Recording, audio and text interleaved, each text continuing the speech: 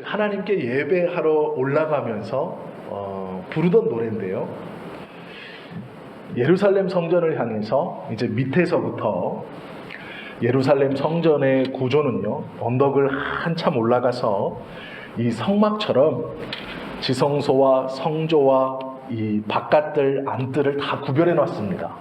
그래서 이방인이 들어올 수 있는 곳, 여성이 들어올 수 있는 곳, 유대인 남성이 들어가는 곳, 그 다음부터는 제사장들만 출입하게 되어 있습니다. 구조가. 이스라엘 온 회중은 그 이방인들이 들어갈 수 있는 곳 안쪽에 여성들과 남성들, 즉 성전을 중심으로 이스라엘 남성, 이스라엘 여성, 이방인들이 이렇게 삼중 구조로 넓게 부채꼴 모양으로 반원 정도로 모여 있는 겁니다. 그러면 그 제일 안쪽에서 제사장이 먼저 노래를 부르면서 예배의 시작을, 즉 제사의 시작을 알리죠. 그런데 그때 참 묘하게도 성전에 예배를 하면서 그 언덕을 올라가면서 성령에 감동받은 사람들이 노래를 부릅니다. 즉 예배에 올라가며 자신들이 흥얼흥얼 거리는 노래들이 있습니다. 그것이 때로는 아는 성경의 말씀의 요약이기도 해서 때로는 그것을 올라가는 모든 사람들이 합창으로 부르기도 하고, 때로는 한 사람이 자신의 감동받은 것을 그대로 성전에 올라가면서 옆에 사람들이 같이 지나가며 혼자 노래를 부르기도 합니다.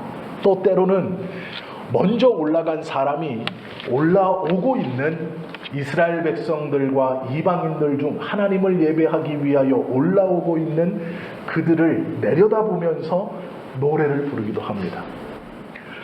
이것들 중에 서기관들이 그 노래들을 막 기록하는 것이죠. 그리고 그 노래들을 기록한 것 중 훼손되지 않고 하나님께서 그대로 보존해 주시는 것 중 이 시편으로 150편이 추려진 겁니다. 이 92편은 성전에 예배하러 올라가면서 한 사람이 혼자서 성령의 감동하심으로 찬송을 부른 겁니다. 그런데 그 찬송이 얼마나 은혜로웠는지 아마 옆에 그 예배를 위하여 올라가고 있던 서기관 중 하나가 적었을 것 같습니다. 즉 사두개인 중 하나가 뒤에 오거나 옆에 오면서 이 노랫소리를 들은 겁니다. 그리고 그것을 적고 제사장에게 그 적은 것을 토판에 옮겨서 제사장에게 옮기면 제사장이 그것을 보고 하나님께 올릴 찬송으로 합당하다라고 하면 그것을 다시 두루마리인 양피지에 올려서 하나님 앞에 봉헌하고 이스라엘 백성들에게 성가대가 불러주기도 하고 가르쳐주기도 하고 같이 그것을 배워 합창하기도 했습니다. 시편은 그렇게 해서 쓰여진 시편입니다. 이해가 되시죠? 오늘 이 92편은요, 예배에 나아가면서 근심에 쌓인 한 사람이 부른 겁니다. 즉 예배는 가고 있는데 하나님의 은혜가 분명히 있는 것인데 그 언덕을 올라가면서 이 사람이 곰곰이 골똘히 생각에 빠져 있습니다.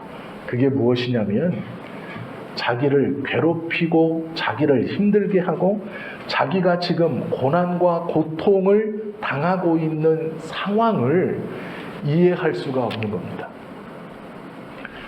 내가 큰 잘못을 범한 것 같지는 않은데, 내가 이 고난을 받을 만큼 무엇인가 하나님 앞에 큰 죄를 지은 것 같진 않은데, 말 못할 답답함, 어려움, 힘듦, 풀리지 않는 삶, 이런 것이죠. 사람에게는 속칭 3번의 기회가 온다고 하지 않습니까? 그 3번의 기회 중 한 번만 잡아도 그 사람의 삶은 바뀐다, 이렇게 말을 합니다. 이제 속칭 들리는 말에 그렇죠. 그런데 그 3번의 기회는 고사하고 무엇인가 답답하고 힘들고 어려움이 있을 때, 왜 이것이, 왜 이 일이, 왜 이 힘듦이 내가 그렇게 큰 죄를 저지른 것 같진 않은데 왜 나의 삶에 일어나는가? 이 어려움과 답답함과 고민을 가지고 하나님의 성전에 예배하러 올라가고 있었습니다. 그러면서 골똘히 생각을 하는 중에 그가 성전 거의 앞에 이르러 이 92편을 노래하고 있는 것이죠. 오늘 우리가요, 이 금요일에, 이 저녁에 왜 오셨는지 생각해 봐야 됩니다. 어떠한 고민을 가지고 왔는지, 어떠한 기도를 드리기 위해서 왔는지, 아니면 그냥 습관처럼 안 가면 허전하고 무엇인가 빠진 것 같아서 오셨는지, 내가 어떤 기도의 제목과 강구의 제목들을 들고 왔는지, 하나님 앞에 이것을 응답받고 해결받고 가야 되겠다라는 마음으로 오셨는지, 그냥 매주 금요일 저녁에 하는 거니까 식사 빨리 하고 안 가면 그러니 그냥 습관처럼 반복된 생활처럼 오신 것은 아닌가 돌아보아야 합니다. 왜 그러냐면요, 그 분명한 고민과 기도의 제목을 가지고 온 사람, 그것을 고민하며 하나님의 성전으로 올라오는 사람, 그 사람 중 하나가 오늘 92편을 고백하고 있다는 거예요. 그냥 습관처럼 지나가고 예배 시간이 되었으니 나아가고 그냥 습관처럼 하던 사람은 이 92편의 은혜를 받지 못합니다. 오직 고민하고 그 분명한 기도의 제목과 해결의 방법이 없을까를 몸부림치는 그 사람이 오늘 92편을 고백하고 있다는 것이죠. 이 시편을 잘 보면요, 참 은혜가 됩니다. 그가 처음 딱 던지는 말이 뭐냐면 지존자여 라고 부릅니다. 이건 자기를 가리키는 거거든요. 지존자여. 지금 하나님께 예배하러 가는 모든 무리들을 가리키는 겁니다. 지존자여. 사람이 자기를 보고, 자기가 자기를 보고 지존자라고 부릅니다. 이게 부를 수 있는 말일까요? 없는 말이에요. 지존이라는 말은 제가 지난주에 설명을 드렸던 것처럼 모두 다 엎드려 있고 혼자 서 있는 상태입니다. 즉 나만 우뚝 서 있고 모두 다 부복하고 있는 그 사람을 지존자라고 부르는 거예요.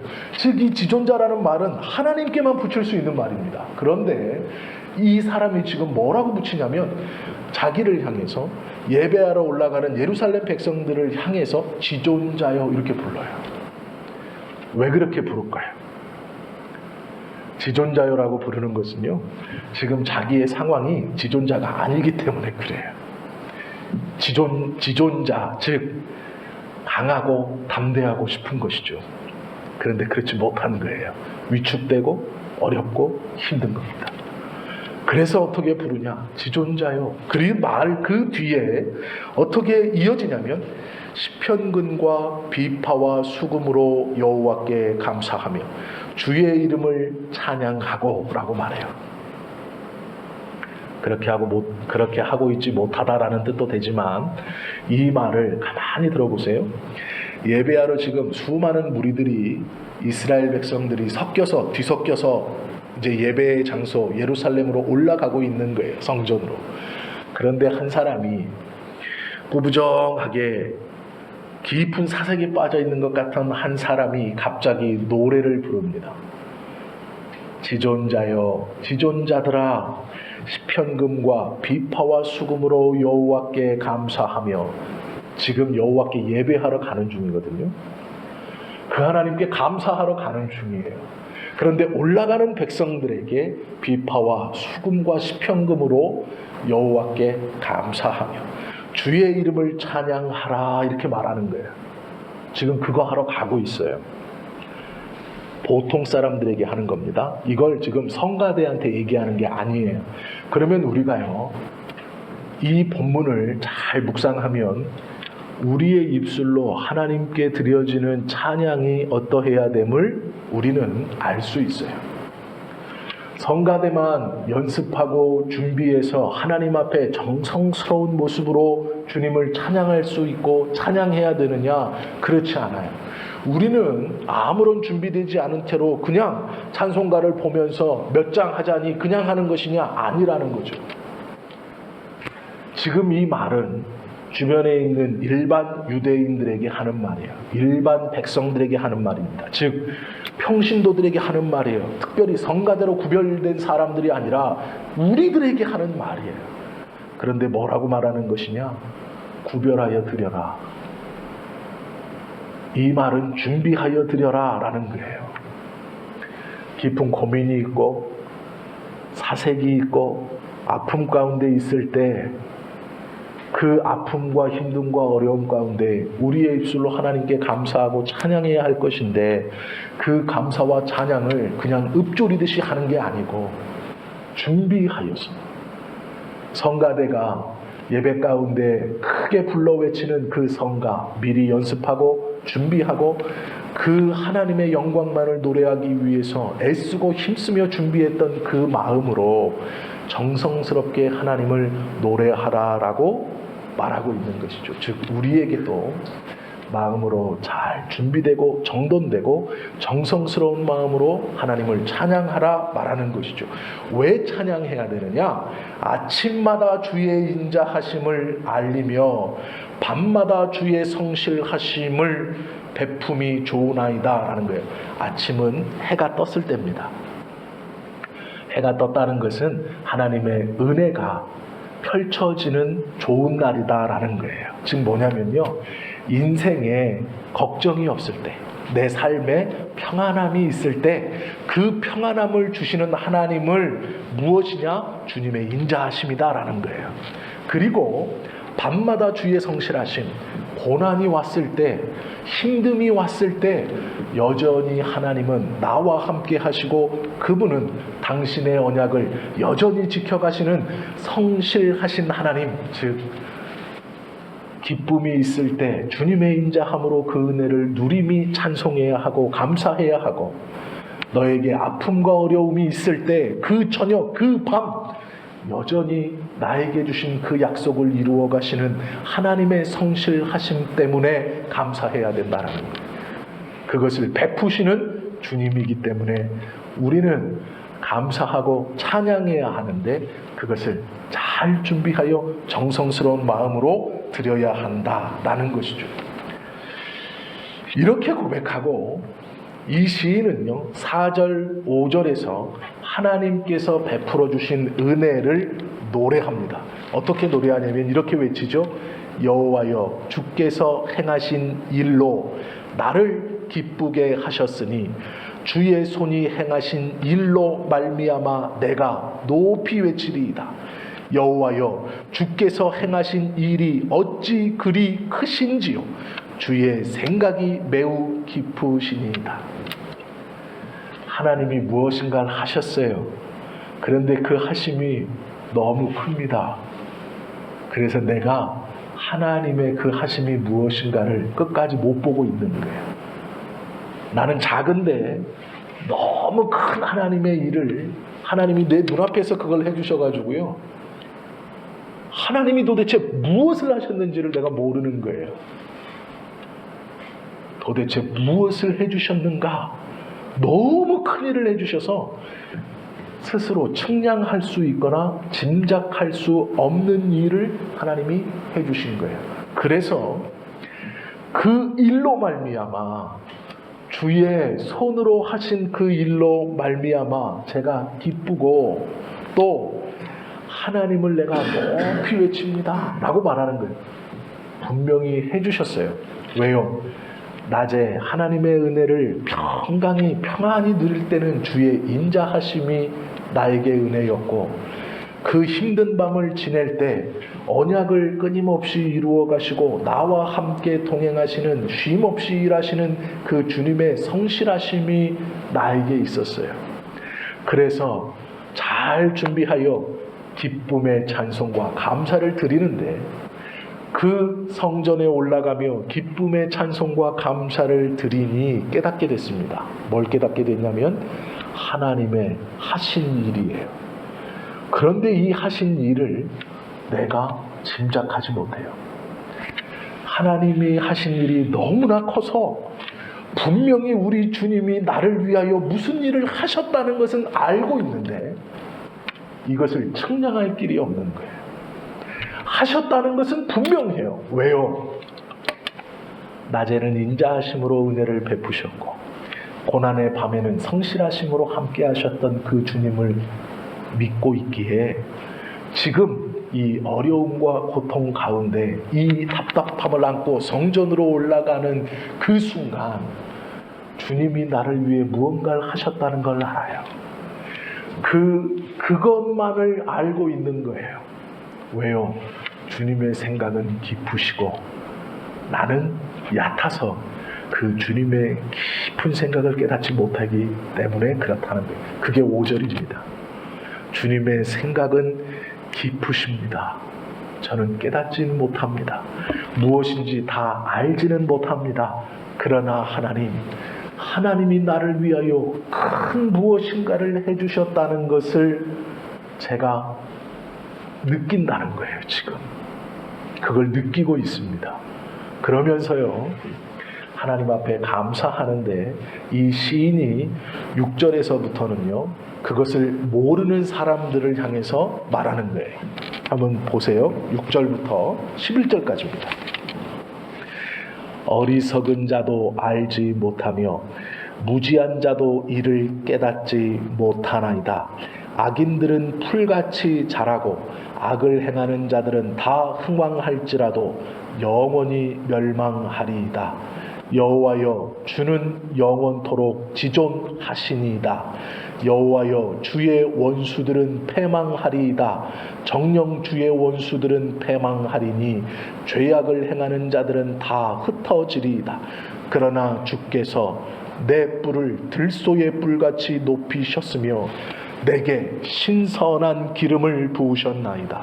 내 원수들이 보응받는 것을 내 눈으로 보며 일어나 나를 치는 행악자들이 보응받는 것을 내 귀로 들었도다.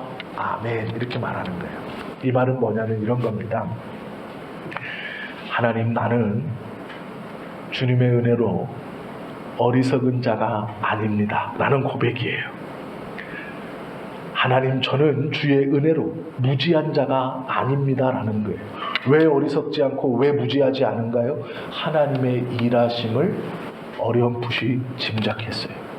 주님의 크신 일을 주의 손으로 하신 무엇인지 정확히 내가 지금은 모르지만 하나님의 깊으신 그 생각을 내가 다 모르지만 하나님이 분명 나를 위해서 무엇을 하셨어요. 내가 지금 고민 중 성전에 올라가며 그 주님 앞에 나아가는 중 그 깨달음을 얻은 거예요. 그러면서 시인이 뭐라고 그러냐면 이 믿음과 이 은혜와 이 하나님의 하신 일을 깨닫지 못하는 자는 뭐라고 말하는 거예요? 6절에 보면 어리석은 자이고 무지한 자입니다 이렇게 말하는 거예요. 자기는 하나님께서 해놓으신 어떠한 큰 일을 다 알진 못하지만 그걸 느꼈습니다. 하나님이 일하셨구나, 일하시는구나, 하나님이 나를 위하여 큰 어떠한 일을 하셨구나. 그래서 내 마음에 알 수 없는 기쁨이, 감사가, 내가 주의 이름을 높일 만한 충분한 이유가 생긴 거예요. 그렇기 때문에 자기는 무식하지 않다고 얘기하는 거예요. 어리석지 않다고 얘기하는 겁니다. 하나님의 말씀과 은혜와 주님의 일하심을 믿지 못하고 깨닫지 못하고 은혜를 모르는 사람은요, 단순히 모르는 게 아니에요. 무식한 겁니다. 제 말이 아니고 성경의 표현이에요. 어리석은 겁니다. 진리가 우리를 지혜롭게 하시고 진리가 우리를 하나님의 평안 가운데로 인도하시는 겁니다. 우리가 하나님의 말씀인 성경을 붙들지 못하면 어리석은 자가 되는 겁니다. 무지한 자가 되는 거예요. 왜요? 낮에 그 인자하심이, 밤에 그 성실하심이 우리에게 계속해서 베풀어진다는 것을 망각하는 것이기 때문이죠. 믿지 못하기 때문이에요. 하나님께서 우리 성지교회를 통해서 부어주실 그 큰 일은 오늘 이것과 같습니다. 우리는 답답함을 느낄 수 있어요. 왜 이럴까? 도대체 무엇이 문제인가? 아니요, 아닙니다. 주님의 말씀을 붙들고 그 확신 가운데 하나님께서 하여 주신, 이미 이루어 주신, 우리는 아직 미숙해서 그 깊은 뜻을 다 알지 못하여 무엇을 이루어 놓고 해 놓으셨는지를 모를 수 있으나 하나님이 하셨다는 것을 인정하고, 분명 하나님이 이 큰 일을 무엇인지는 모르지만, 다 짐작할 수는 없지만 하나님의 큰 일을 하셨다는 것을 신뢰하는 우리는, 그리고 그 신뢰를 믿고 나아가는 우리는 어리석은 자가 아니고 무식한 자가 아닌 거예요. 악인이 아닌 겁니다. 어리석고 무식하다는 것은 악인이라는 뜻이에요. 믿지 못한다는 것은 믿음이 없다는 겁니다. 하나님의 말씀을 믿지 못하기에 믿음이 없는 겁니다. 오늘 이 시편 92편은 우리에게 주시는 말씀이죠. 저에게 주시는 말씀입니다. 지금 이 자리에 함께 있는 우리 장로님들, 권사님들께 주시는 말씀이에요. 우리가 아직은 어리석어서 우리의 경험과 우리의 신앙과 우리의 생각으로 하나님께서 이미 이루어 놓으신 그 큰일이 무엇인가 다 알지 못해요. 그러나 꼭 기억하셔야 됩니다. 무엇을 흔들림 없이 믿어야 하느냐? 하나님은 이미 일하셨다라는 거예요. 하나님은 이미 우리를 위해 당신의 손으로 직접 큰 일을 해 주셨다라는 거예요. 해 나가실 것이 아니고 하셨습니다. 우리가 그것을 아직 다 알지 못하는 것뿐입니다. 우리는 어리석은 자나 무식한 자가 아닙니다. 주님의 은혜를 아는 자이고 기도하는 자이고 주의 말씀을 붙들고 있는 자들입니다. 그렇다면 악인들이 받는 심판과 이 시편의 지은이가 성전에 올라가며 해결받았던, 내가 하나님 다 알지는 못하지만 어렴풋이만 알고 있지만 이미 하나님의 손으로 그 놀라운 일들을 행하셨다는 것을 믿을 수 있으니 찬송하고 감사하고, 나는 어리석은 자가 아니라 무지한 자가 아니라는 것을 하나님 앞에 감사하는 거예요. 12절 보세요.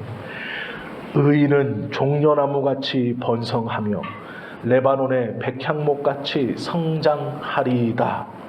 이는 여호와의 집에 심겼으며 우리 하나님의 뜰 안에서 번성하리로다. 그는 늙어도 여전히 결실하며 진액이 풍족하고 빛이 청청하니 여호와의 정직하심과 나의 바위 되심과 그에게는 불의가 없음이 선포되리로다 말씀하고 있어요. 두말할 것 있습니까? 이 축복이, 이 은혜가 우리 안에 있기를 예수님의 이름으로 축원합니다. 받으셔야죠. 이 은혜를 우리가 누릴 것입니다. 또한 누리고 있는 것이죠. 우리는 다 알지 못하지만 하나님께서 이루어 가신다는 것을 믿음으로 붙들고 그 하나님을 찬양하면 하나님께서 우리를 당신의 뜰 안으로 옮겨 심어 가꾸어 주시고 보호하여 주시고, 비록 육신의 나이가 들었을지라도 겉모양은 후패할지라도 우리 주님의 은혜로 속사람은 날로 새로워져 진액이 풍부하고 과실을 맺을 수 있고 그 푸르름을, 그 청청함을 증거할 수 있는 은혜를 받는다라는 것이죠. 그것은 여호와의 정직하심이 보증이 되는 것이죠. 또한 그에게는 불의가, 거짓이 없음이 선포되기 때문에 그 은혜가 분명히 있다라는 것이죠. 시편 92편은요, 고민에 쌓여 있던 깊은, 아니 어쩌면 불안함에 있었던 이 저자가 하나님을 예배하러 가며 그 고민의 해답을 얻는 것입니다. 우리도 주님의 말씀을 붙들어 무엇인지는 정확히 알지는 못하지만 하나님이 하셨다는, 주님이 이미 이루셨다는 그것을 믿을 때 이 12절부터 15절의 은혜가 우리 안에 베풀어질 것입니다. 성실하신 하나님, 불의하지 아니하신 하나님, 정직하신 하나님 때문에 그렇습니다. 낮에는 주님의 인자하심으로, 밤에는 그 하나님의 성실하심으로 이루어 주실 것입니다. 우리는 주님의 말씀을 믿지 못하여 어리석은 자, 또한 무지한 자가 아니라 하나님의 말씀을 붙들어 주님께 인정받는 귀하고 복된 은혜의 사랑, 성경에서는 의인이라고 표현하는 그 믿음의 사람이 다 되시고 그 은혜를 빠짐없이 누리시는 우리 모두가 되실 수 있기를 예수님의 이름으로 축복합니다. 기도하시겠습니다.